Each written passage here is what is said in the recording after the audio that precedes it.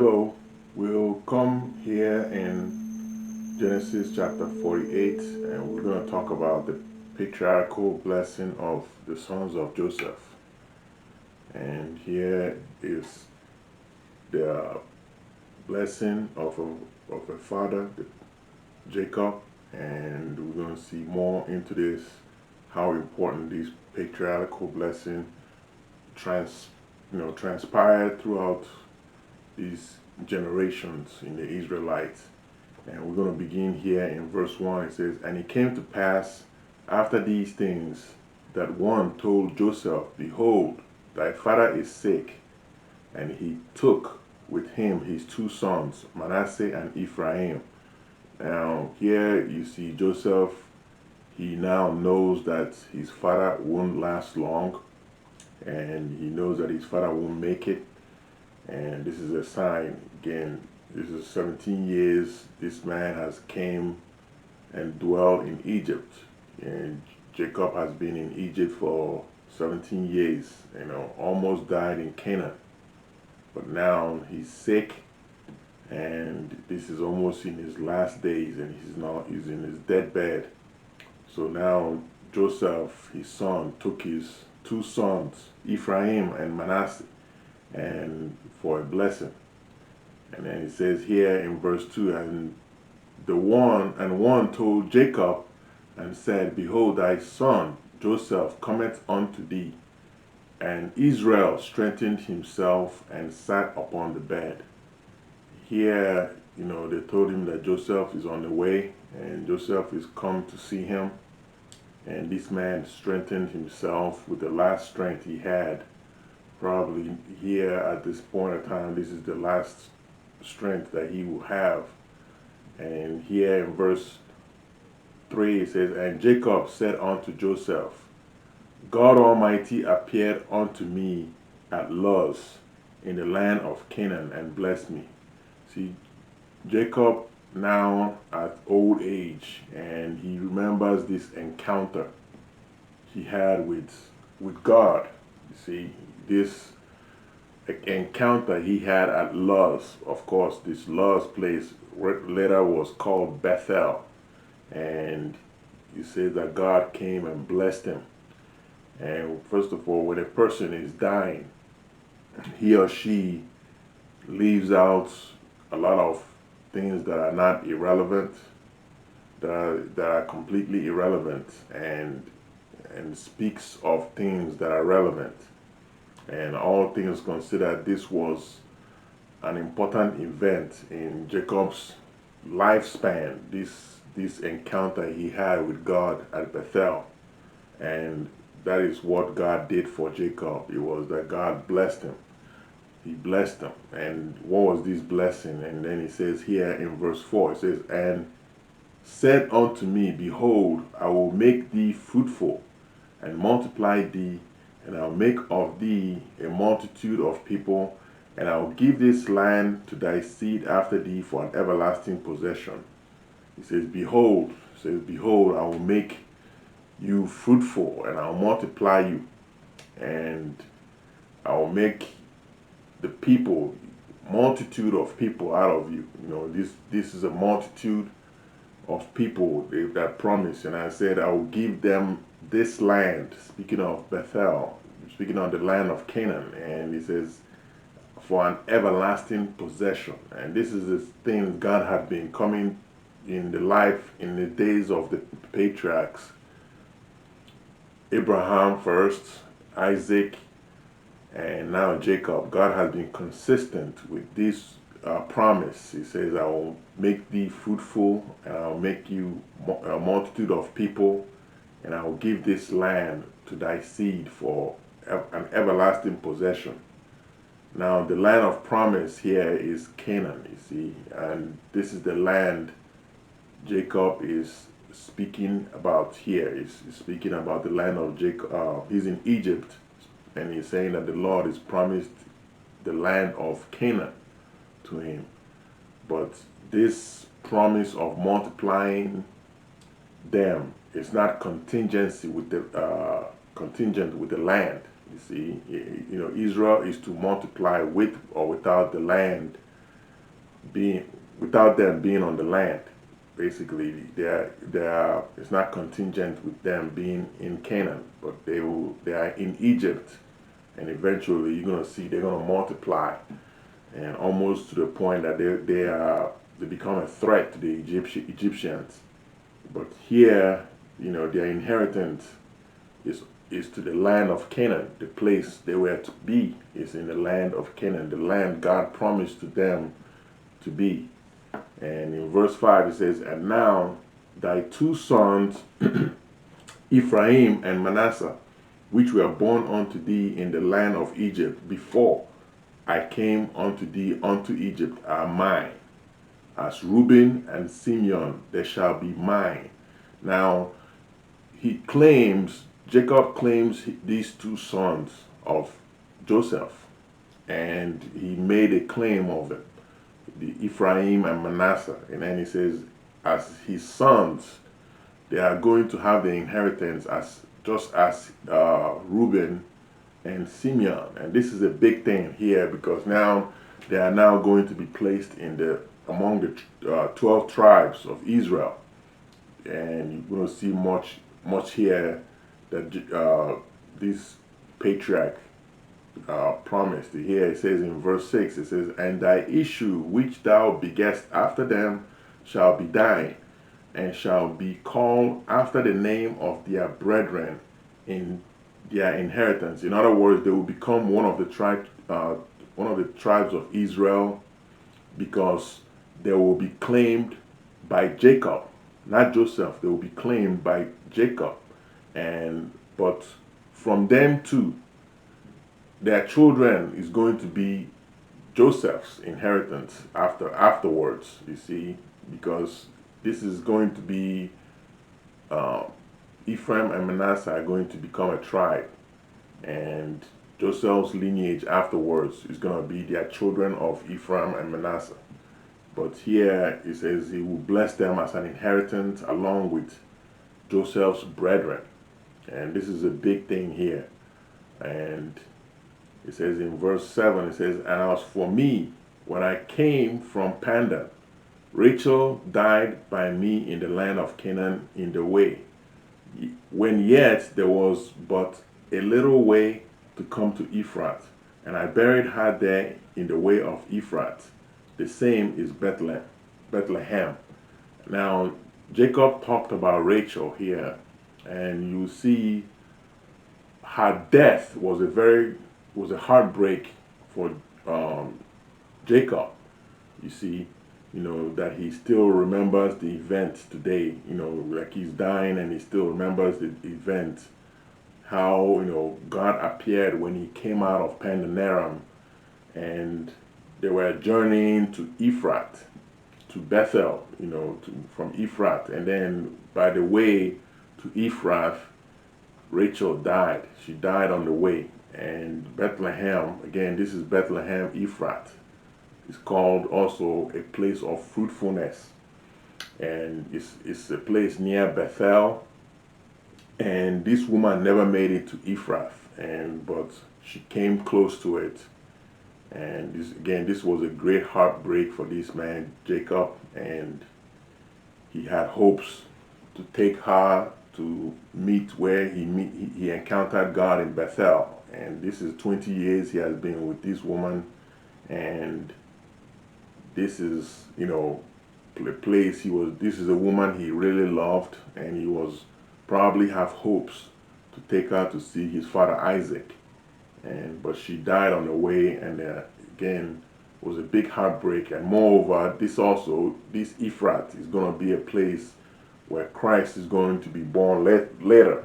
It's a big significant place too, which in Micah 5:2 it says, "But thou, Bethlehem Ephrathah, though thou be little among the thousands of Judah, yet out of thee shall he come forth unto me that is to be ruler in Israel, whose going forth have been from of old, from everlasting." Now this is Christ. This means that this is where Christ is going to come, through Bethlehem Ephrathah. And this is where this is the hometown of David, King David.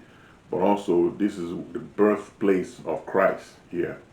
And it's quite a significant, you know, place here that Jacob, Rachel died, and here he buried her in this place, in the way on the way to this place called Ephrath. And then in verse 8 it says, "And Israel beheld Joseph's sons and said, Who are these?" He couldn't recognize his grandsons because now his eyes were dimmed of old age now. And he sees them and says, Who are these? And Joseph said unto his father, They are my sons, whom God had given me in this place. And he said, Bring them, I pray thee, unto me, and I will bless them. And Joseph said that these are my sons that God has blessed me with. And he says, Bring this boy, let me bless him. And here it says, and in verse 10 it says, Now the eyes of Israel were dim of age. You see, he was old. He can't see, just like Isaac, his father. And it says his eyes of Israel were dim for age, so that he could not see. And he brought them near unto him, and he kissed them and embraced them. And Israel said unto Joseph, I had not thought to see thy face, and lo, God had showed me also thy seed.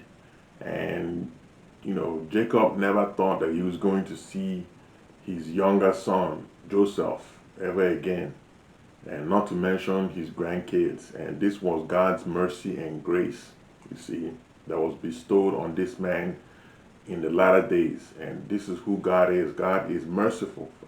He makes everything good in the end.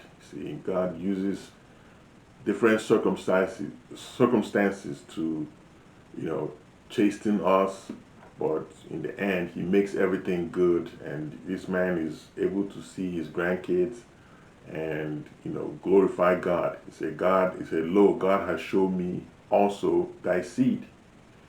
And then he says, And Joseph brought them out from between his knees, and he bowed himself with his face to the earth. And now Joseph brought them out between his knees, and means that these were little kids at this time. And he says, And Joseph took both Ephraim in his right hand toward Israel's left hand, and Manasseh in his left hand toward Israel's right hand, and brought them near unto him. Now he took both boys for Jacob to bless and to place his hands on them. And this is like a ceremonial blessing for these boys. And again, Manasseh is the older, and he was supposed to bless him with the right hand, and Ephraim, the younger, was supposed to be the left hand. And in verse 14 it says, And Israel stretched out his right hand and laid it upon Ephraim's head, who was the younger, and his left hand upon Manasseh's head, guiding his hands wittily. For Manasseh was the firstborn. And he blessed Joseph and said, God before whom my fathers Abraham and Isaac did walk, the God which fed me all my life, long before this day. Now here he's blessing, he stretched his hands, and it says wittingly, and this is also knowingly. It means he knowingly knows what he's doing at this point. And it wasn't like he was trying to, like he didn't know what he was doing because he was old. No, he knew that his hand is to be in the right place. He put his right hand on Ephraim, and Ephraim is the younger. For Manasseh, he put his left hand on top of it, on top of his head, and both on top of their heads.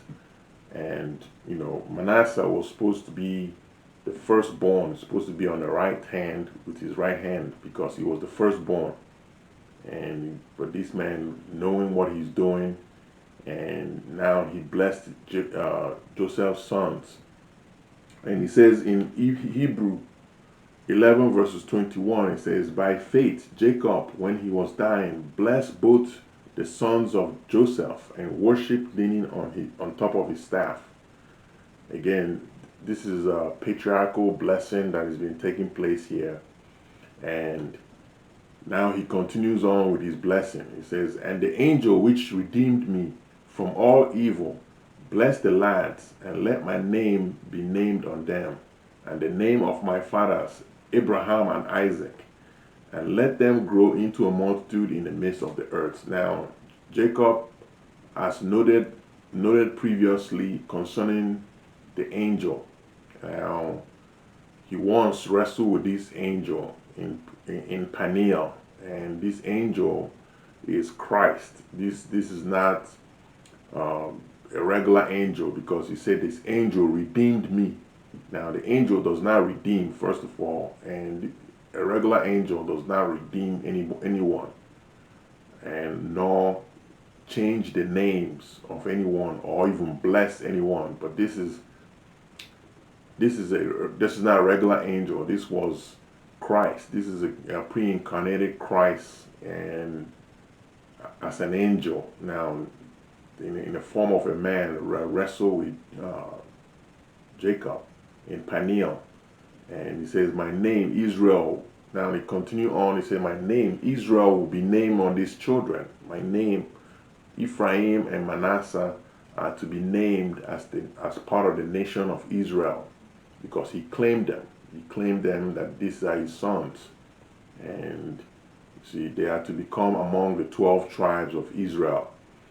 Also, it says, "Let them become a multitude in the midst of the earth." He said, they are to become the multitude of the midst of the earth. And in verse 17, it says, "And when Joseph saw," now Joseph is seeing this thing happening, this thing transpired. He says, "And when Joseph saw that his father laid his right hand upon the head of Ephraim, it displeased him, and he held up his father's hand to remove it from Ephraim's head unto Manasseh's head. And Joseph said unto his father, Not so, my father, for this is the firstborn, but put thy right hand upon his head." You see, he said, this is the firstborn, put your right hand upon him. Speaking about Manasseh.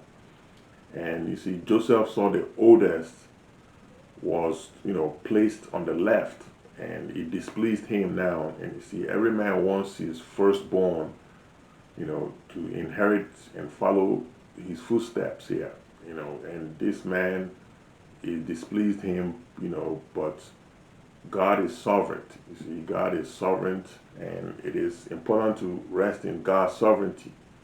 And this man knows it quite well.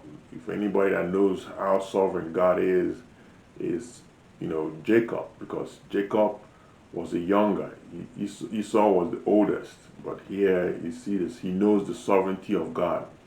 And he says in verse 19, he says, "And his father refused and said, I know it, my son, I know it.